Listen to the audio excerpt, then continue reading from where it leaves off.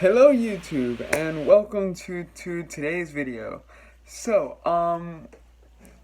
now, I know, I said that I would be recording on the morning schedule, but due to, Wi-Fi issues, can't do that. But once the Wi-Fi issues are settled, I'll go back to doing it in the mornings. But anyway, actually, hang on, gotta turn on the light.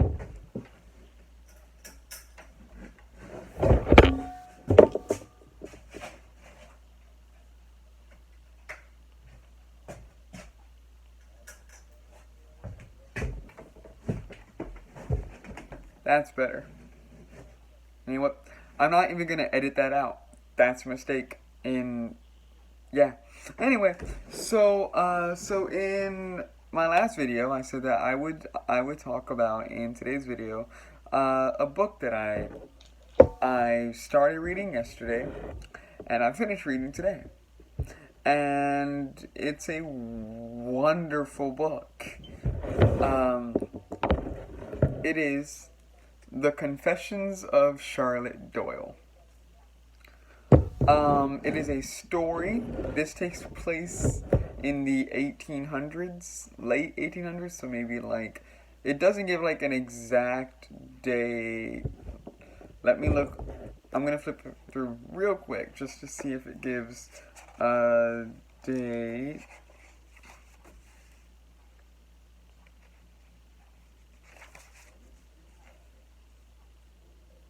Alright. So it's set to take place in the year 1832. So, sorry guys, it is not the late 1800s. It is the early 1800s. It is a fictional book, but it's really great nonetheless. It's a story about a young 13-year-old girl who just not got out of... Don't worry, I'm not going to spoil anything for you guys, because I know that you readers out there don't like spoilers, but I'll just give you a general thing of what I like about the book, and I'll recommend it to you. So it is a story about a girl who she is 13 years old. She just not got out of this school in England, and she's supposed to go to her father's, back to America, where her father and her mother live, and she's been raised and taught to be this proper young lady, you know, right, respect whoever is older than you or over you, do as you're told, don't question, you know, any orders given to you, yada yada yada. So that's how she starts out. And then she sets voyage on this ship, and what she didn't, and it's hinted at early on that the captain of this ship is not a good captain, and she would not want to go on that ship, but her father ordered it anyway. So on this voyage, she goes through many trials and everything. And, like, she meets the captain, and at first he seems like a nice guy, but then he's not. She goes from being this, nice little, she goes from what society deems as a lady, and she becomes part of the crew and even works on the ship. And then, she grows from being that proper, obedient, you know, never questions anything young lady to a not defiant, but she thinks for herself. And that's all at the age of 13. What I like about this book is not just the character development. The character development is great because it isn't shown through like, oh, this terrible crisis made her change her entire belief in one night. It shows character development. The story takes place over the course of 2 months. And you see her character development not through normal things. Like, for instance, in the Percy Jackson series, you see his character development through how he responds to every action, and how he reflects on it. Which with Charlotte Doyle's character development, it's more of she learns uh, um, how to do things herself, and she learns how to think for herself and all that very, very slowly. And I don't know how. I'm not an acclaimed critic, so I can't exactly word it, but you see the character development through not just the actions and words that she uses throughout the story, but you also see her character development through how she interacts with the other characters, how she interacts with um with um with the environment and everything, and it's so fantastic. I also love how there are many parallels to the way things were back then and how they correlate to how things are now. For instance, being a proper young lady. Now, of course, in today's society, it's the norm to be different. But everywhere you go, whether it's a school or whether it's a college or something, there's always some kind of social standard that people are going to hold you to. And some people are satisfied with that life, and that's totally fine. If like, let's say for instance, the normal thing to do in your town is to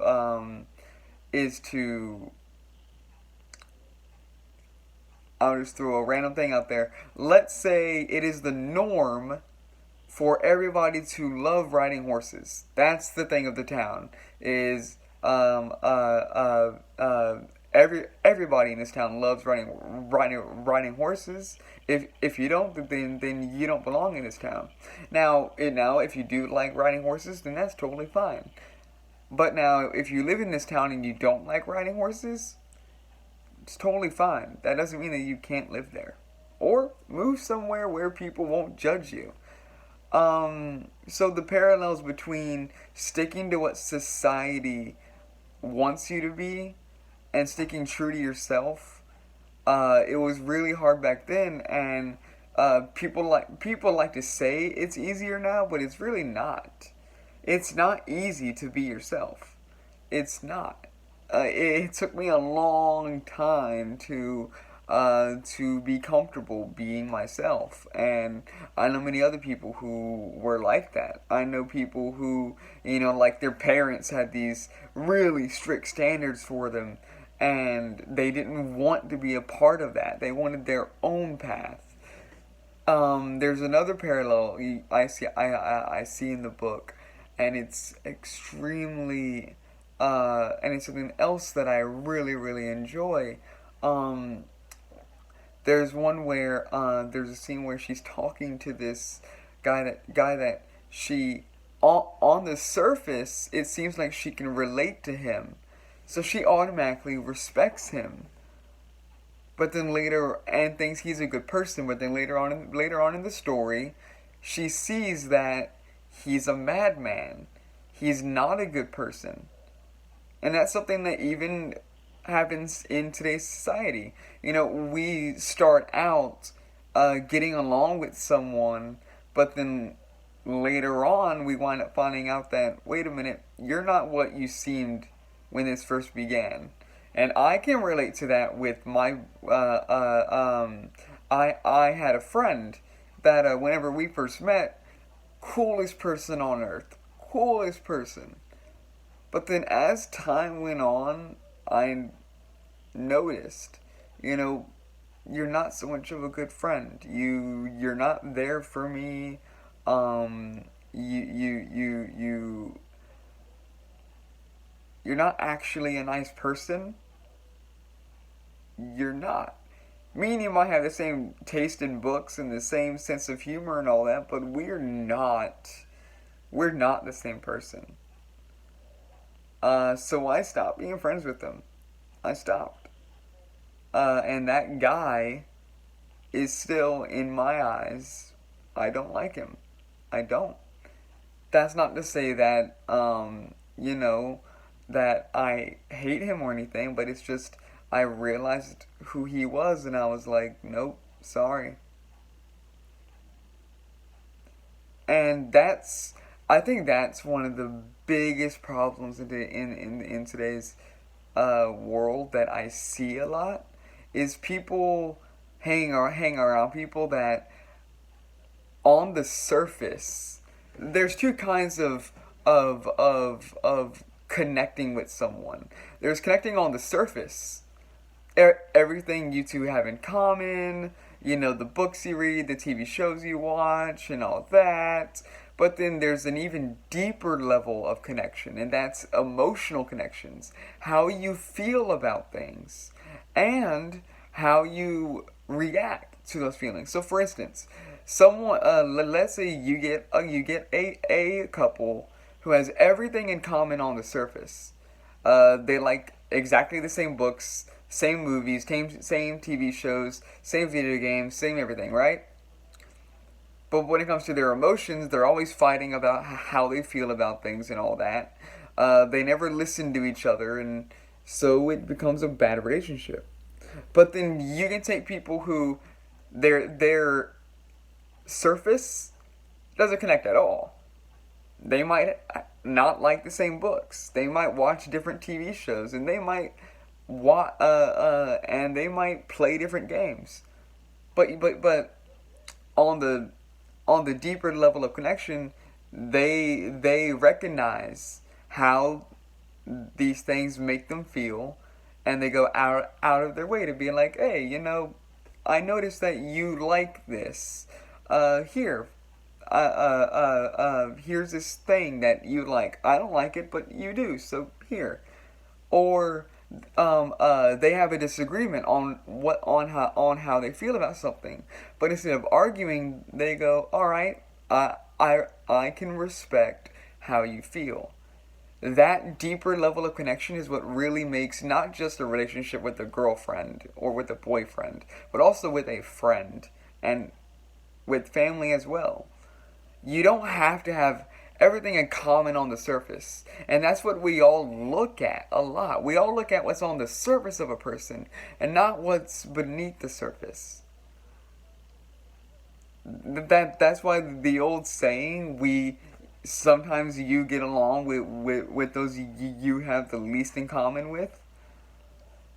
It's because this up here isn't what matters. It's what's down here. I'm realizing that it probably doesn't make sense with my hand gestures, but you guys get what I mean. It's not the surface that matters. It's not what you guys have in common. It's how you guys joke and, well, not joke, but it's how you guys feel towards things. It's how you guys act. It's basically all about paying attention to the emotions behind everything. So that's one other parallel that I love, and there are many other great ones, and it's such a good story. So yeah, so that's a book that I read, and I really really love it, and I realize that it's probably boring hearing someone talk about a book, but that's just what I wanted to do for today's video. So like I said, The Confessions of Charlotte Doyle, written by, where's the author's name?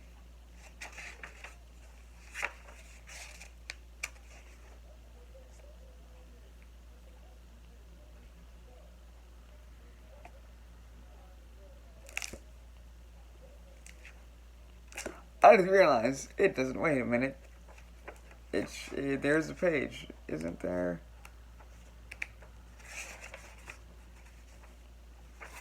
Contents. Sorry guys, but I want to give you guys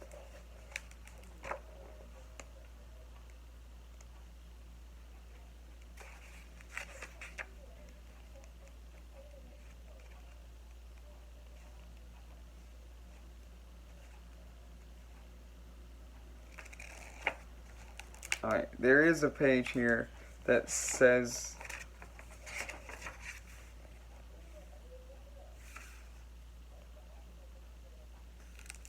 Alright. It does not say the author, but you guys can look it up and read it, and it's a very, very, very good book. So if you like books, this is a really good book for you. So that is all for today's video. I'm sorry that it went a little longer, but when I'm passionate about something, you guys realize I make long videos. So I actually don't know what I'm going to talk about tomorrow, but so I guess it's a surprise. I don't know what to say. Like I said, I'm new to this whole YouTube thing. I'm still getting the hang of things, so just bear with me. Anyway, but that's all for today's video, and I will see you guys in the next video.